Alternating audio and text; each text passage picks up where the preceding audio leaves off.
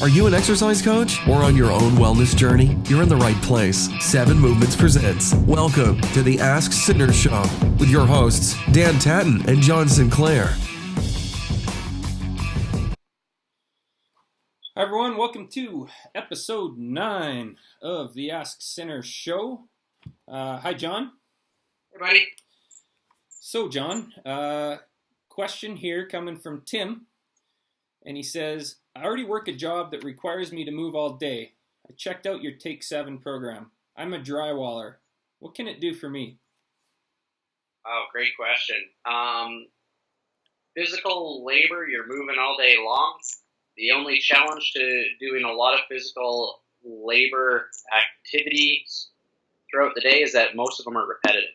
Yeah.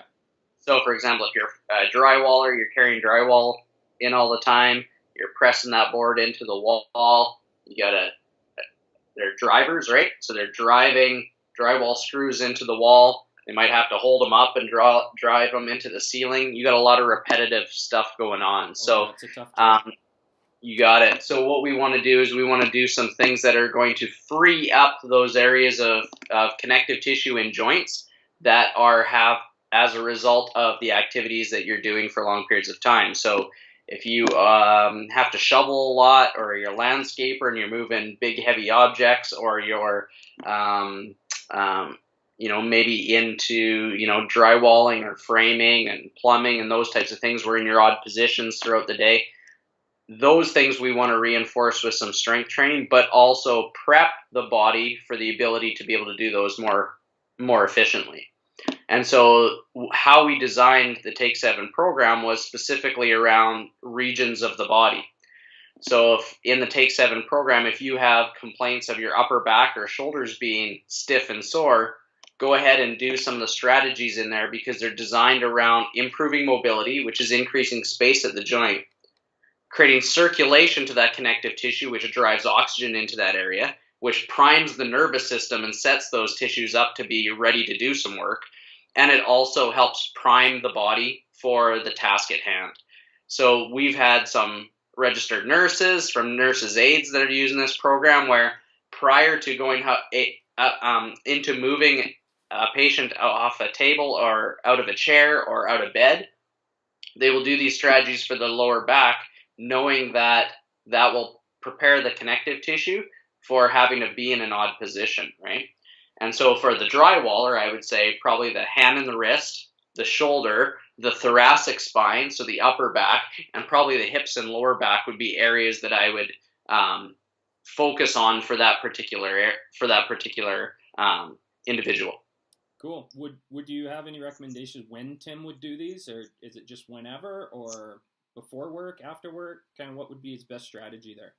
Yeah, I mean, the simplest analogy would be is, what if drywalling was your sport?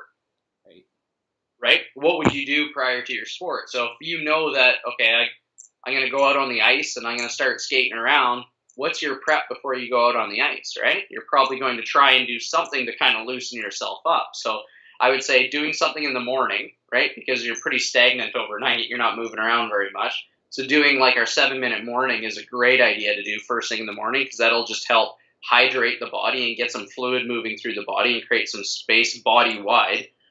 Then we would go into, okay, well, I'm up at work. I know what I need to do. I gather all my materials. I probably drive to the job site. I get out, get all my materials set up, do a quick 7-minute prep, right? Because they can reach it on their mobile device. So just do a quick 7-minute prep for upper back. If they know they got to do stuff overhead, it's probably going to be wrist, shoulders, and upper back that they're going to do. So choose 1 or 2 of those. And then I would do that before and probably after an extended break. So if they take a 15-minute break or they take a lunch break, they would come back and do it again prior to doing that task. Cool.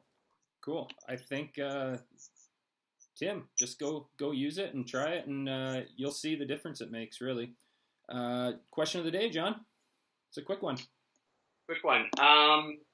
What activities do you enjoy doing outside of your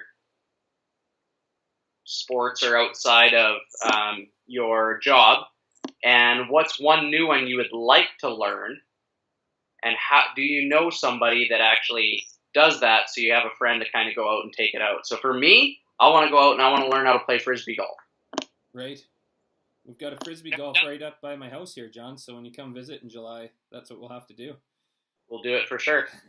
Right on. All right, that's episode 9. Thanks, John. Thank you. Thanks so much for listening to 7 Movements Presents The Ask Sinner Show with your hosts, Dan Tatton and John Sinclair. For more great content and to stay up to date, visit 7movements.com and on Twitter and Facebook at 7 Movements. We'll catch you next time on The Ask Sinner Show.